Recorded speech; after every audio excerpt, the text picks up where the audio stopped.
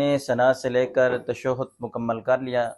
آج ہم اس کے بیچ بیچ میں جو نشاندہی کریں گے جہاں نمازی حضرات زیادہ تر غلطی کر جاتے ہیں۔ تو سب سے پہلے لفظ آتا ہے سبحانک اللہم، تو اکثر حضرات کیا پڑھتے ہیں سبحانک اللہم، تو یہ درست نہیں ہے۔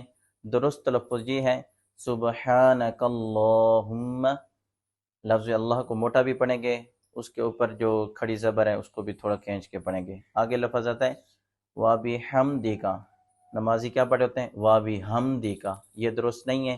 نیچے والا جو لفظ ہے وَبِحَمْدِکَ یہ درست لفظ ہے۔ آگے لفظ ہے وَتَبَارَكَ اسْمُكَ، تو نمازی حضرات کیا پڑھتے ہیں اوپر والا دیکھیں وَتَبَارَكَ اسْمُكَ، یہ درست نہیں ہے۔ جو تلفظ درست یہ ہے وَتَبَارَكَ اسْمُكَ۔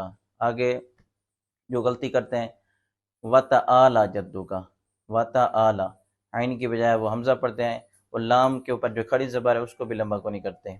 اس کا درست تلفظ یہ ہے وَتَعَالَى جَدُّكَ۔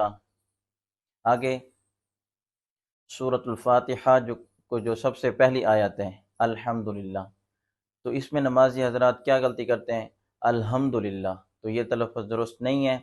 درست تلفظ اس کا یہ ہے الحمدللہ، الحمدللہ۔ اسی طرح سورۃ اخلاص میں لفظ قل هو اللہ احد موٹے قاف کے ساتھ، تو نمازی حضرات کیا غلطی کرتے ہیں قل هو اللہ احد، یعنی قاف جو دو نقطوں والا ہے اس کو باریک کر دیتے ہیں، تو یہ تلفظ درست نہیں ہے۔ درست تلفظ یہ ہے قل هو اللہ احد۔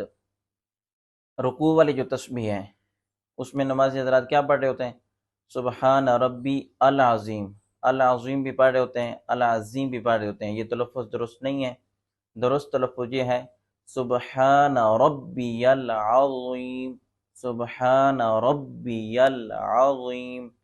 آگے اسی طرح تشہد ہے، تشہد میں لفظ ہے التحیات، تو لوگ کیا پڑھ رہے ہوتے ہیں التحیات، التحیات، تو یہ درست نہیں ہے۔ درست تلفظ یہ ہے التحیات۔